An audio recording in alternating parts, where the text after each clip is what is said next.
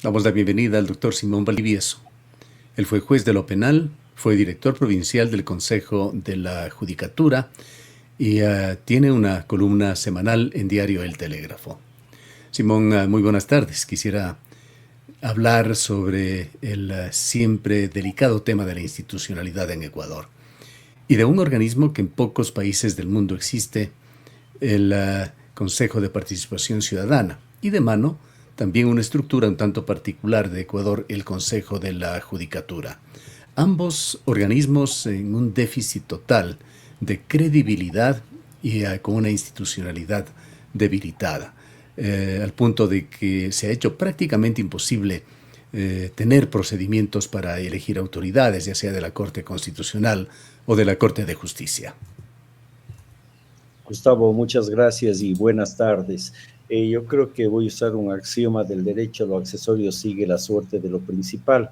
Si el Consejo de Participación Ciudadana y Control Social, que no debería existir, que es una creación de la Constitución del 2008 como un proyecto político, que todos sabemos de dónde nace y que tiene su fuente en el socialismo del siglo XXI, que fue copiado principalmente de la Constitución de Venezuela, del sistema político de Venezuela, esta institución, este organismo que ha decidido y ha colocado a todas las autoridades aquí en el Ecuador y organismos como el Consejo de la Judicatura es nefasto.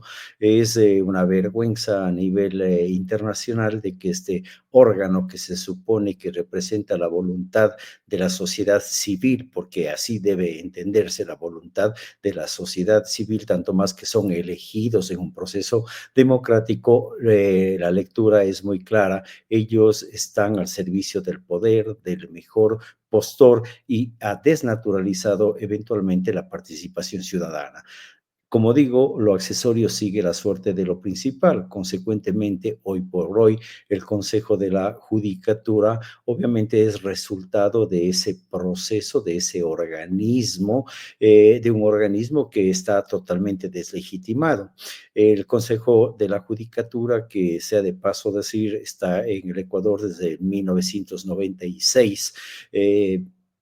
Antes ha dado buenos frutos. Sin embargo, desde la metida a la mano a la justicia en el año 2011, cuando hubo la consulta popular y la reforma constitucional, esto ha hecho que de alguna manera el Consejo de la Judicatura no cumpla los altos fines que estos organismos en el mundo, el Consejo de la Judicatura o Consejo de la Magistratura, Gustavo, es de vieja data.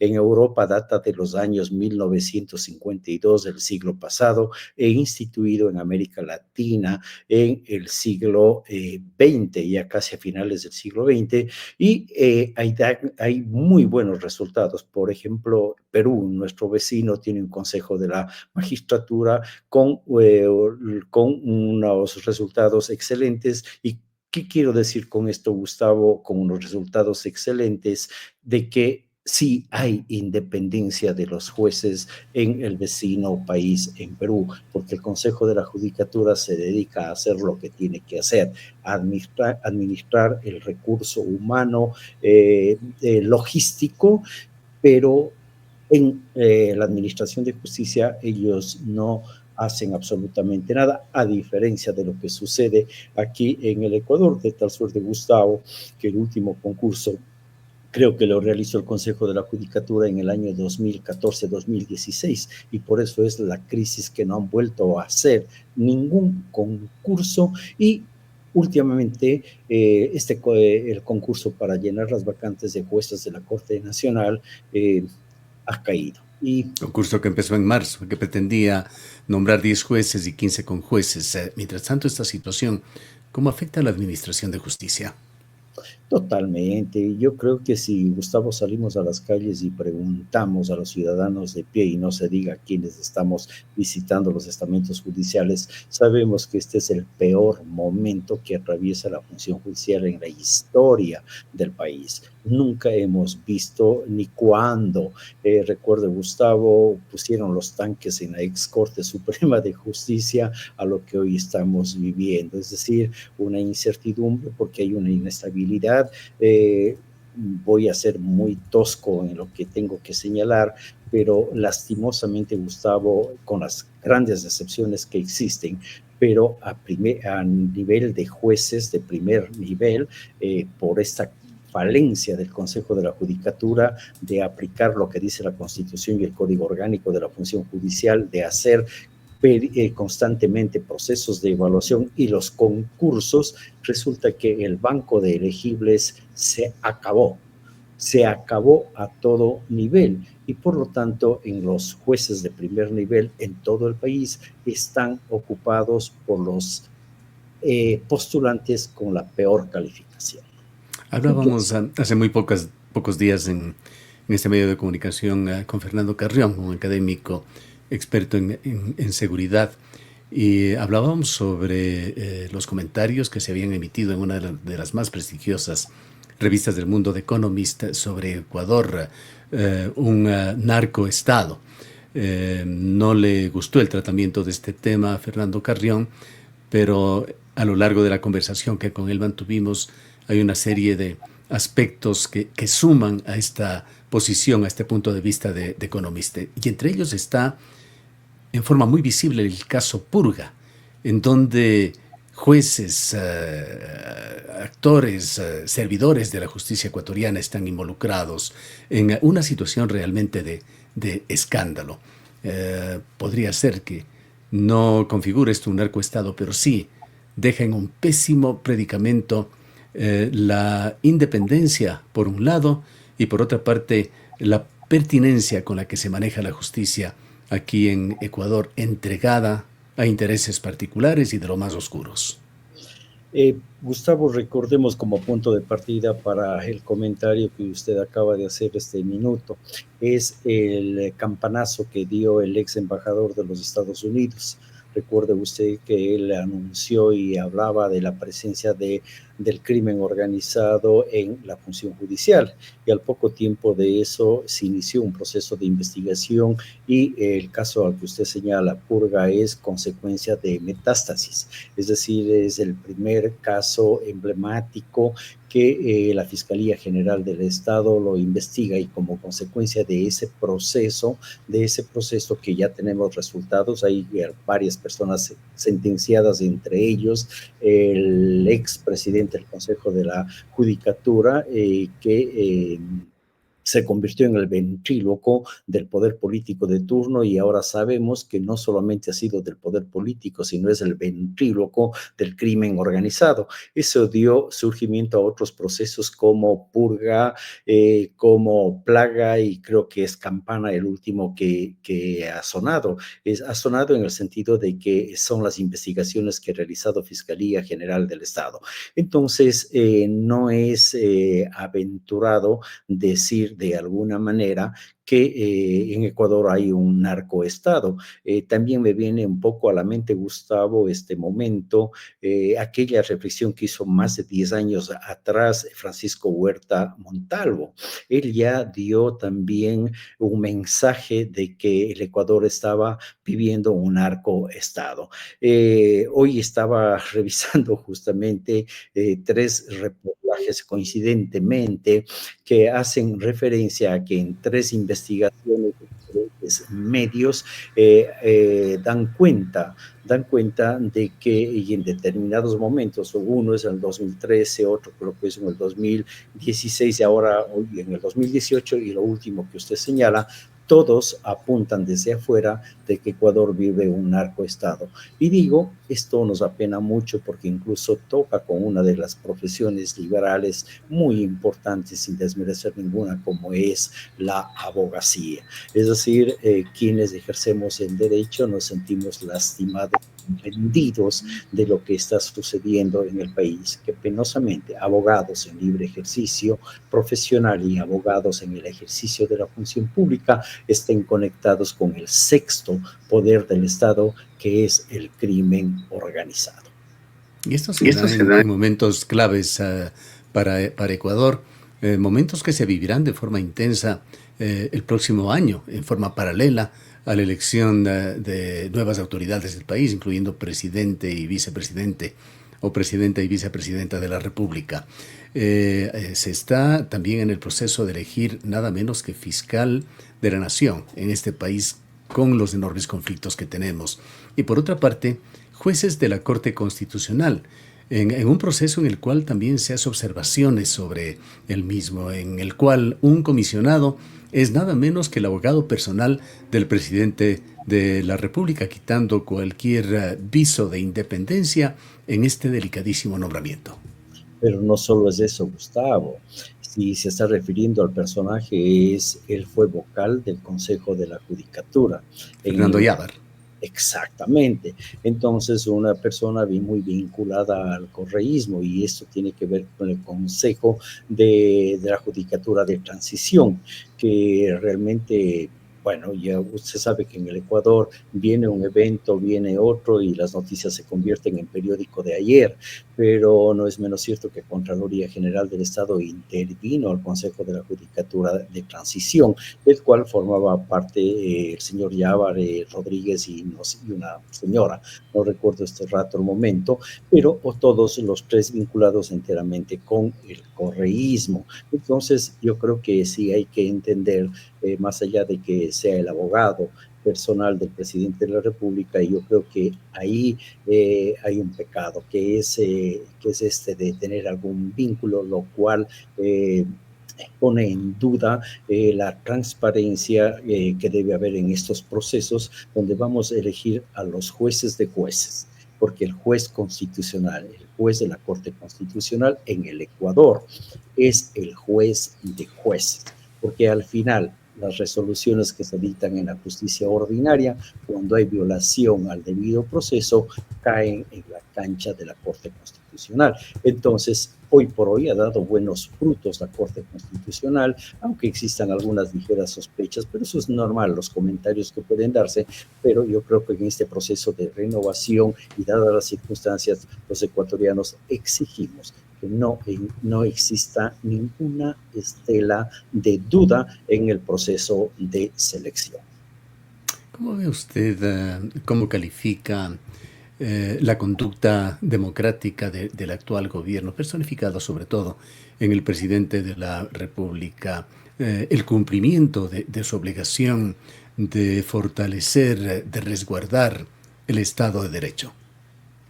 Bueno, yo creo que en la medida que debemos desarrollar al presidente, yo creo que hay dos momentos fundamentales para analizar la actitud del presidente. La una, cuando inició el proceso, su mandato, y pudo realizar esas alianzas que de alguna manera para unos fueron aceptadas, para otros no aceptadas, pero políticamente dieron los resultados que el presidente ha querido para de alguna manera poder gobernar. ¿Y qué quiero decir con eso? Es que lo obtuvo con esa relación que hubo, que se dio con la Revolución Ciudadana, con los social cristianos, lo cual era mala palabra, y recuerde usted lo que Guillermo Lasso deshizo esa alianza, y el tiempo le pasó la factura a Guillermo Lasso y tuvo que llegar a la muerte cruzada porque no pudo gobernar. Sin embargo, Noboa no tuvo ese falso pudor político y llegó a acuerdos, consiguió las leyes que ha querido, y hoy le vemos que está en una dirección de buscar la reforma parcial a la Constitución, y son tres propuestas las últimas que se han dado, y entonces yo creo que hay que entender, ese es un primer momento, y el otro, el que ya estamos viviendo, el presidente candidato, es decir, todas sus acciones están orientadas de alguna manera a fortalecer su campaña y su reelección. Ahora, esto dentro de lo que pueda entenderse o ver que está actuando democráticamente dentro del juego de lo que es la democracia. Sin embargo, habrían cosas que de pronto es hacia donde apunta la pregunta, Gustavo, que no sé hasta qué punto a él tiene que ver o no tiene que ver en lo que ha sucedido en el Consejo Nacional Electoral, lo que ha sucedido con la ministra de Trabajo, no la ministra, sino la directora de Talento Humano, la situación de la vicepresidenta, la situación de la vicepresidenta. Entonces, yo creo que todas esas cosas de alguna manera confluyen para pensar en la actitud del presidente de la República sin que, ojo, directamente él esté involucrado. Dando un vistazo retrospectivo en forma rápida de las últimas dos elecciones en Ecuador, la que llevó a Guillermo Lasso al poder, fue enormemente polarizada. Nuevamente, en un polo estaba el correísmo y en el otro Creo. Pero la segunda elección, esta de la muerte cruzada, en la cual surgió Noboa como una sorpresa para todos los ecuatorianos, quizá la marca fue el desgobierno que dominó en la última parte del gobierno de Lasso, marcado luego por la violencia política. Con miras a este nuevo proceso, ¿qué características piensa usted?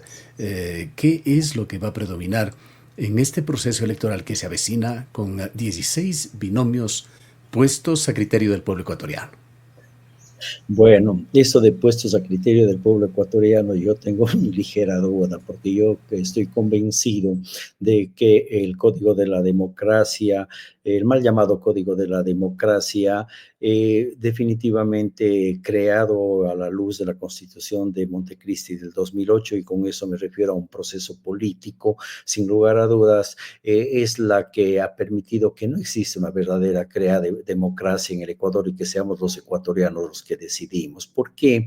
Porque simplemente los partidos y movimientos políticos han surgido como la letra del himno nacional. Existen a millares surgir. ¿Por qué? Porque justamente existe en la ley estos fondos de participación, el fondo partidario permanente y el fondo de promoción electoral. Lo que es una invitación a que Perico de los Palotes se crea un giro y se ponga a querer competir y llegar a Carondelet. Es decir, hoy definitivamente yo creo que no existen movimientos ni partidos políticos que tengan una carga ideológica, sino que son eminentemente clientelares, porque penosamente la ley ecuatoriana les permite de que ellos puedan sacar tajada de alguna manera en un proceso electoral. Entonces, movimientos y partidos políticos sin carga ideológica. Por lo tanto, Gustavo, yo pensaría que no es una decisión de los ecuatorianos de tener 16 candidatos, 16 binomios. Es simplemente ese deseo de participar porque la ley les permite hacer de esa manera. En ese escenario, sin lugar a dudas, volvemos a ¿qué? Un proceso electoral en el que va a competir el candidato presidente y, obviamente, el correísmo. Y ahí va a haber el candidato presidente y el anticorreísmo. Yo creo que ese es el No, escenario. no hay visos de una tercera opción. Un outsider imposible. Yo no veo un outsider. Quizás Topic no era un outsider. Topic ya tuvo su experiencia. Es el que de alguna manera se sintonizaba con el electorado, con el mismo nicho electoral de Noboa. Entonces resulta que el rato en que ya sale del escenario político, Noboa, bien o mal, no, eso ya no estamos para este momento calificar la decisión del Tribunal Contencioso Electoral, que es un órgano de justicia electoral. Sin embargo, ya este momento la suerte está definida. No creo que haya un outsider. Por ejemplo, me viene a la mente Cucalón. Cucalón, Hoy su candidato asambleísta aquí en la provincia de La Suay señalaba que está subiendo, que es la tercera opción. Recientemente estuvo la candidata González por Sociedad Patriótica en Cuenca. También sus coidearios lo veían con optimismo. Incluso Rabascal llegó con una nutrida delegación a una entrevista en este medio de comunicación. Cada candidato ve la situación con optimismo.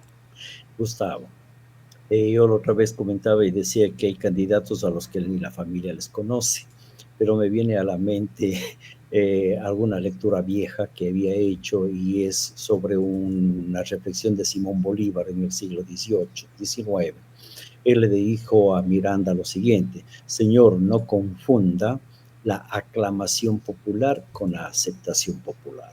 En el siglo XX podríamos decir en el siglo XX y hoy en el siglo XXI lo que decía en el siglo XX, perdón, un expresidente que dijo que primero salía muerto, pero se fue en helicóptero. Él hablaba de las encuestas de carne y hueso, lo cual realmente es una percepción, es una ilusión. Entonces, yo creo que hay que ser muy claros. Ecuador se debate en un momento entre un candidato y el anticorreísmo.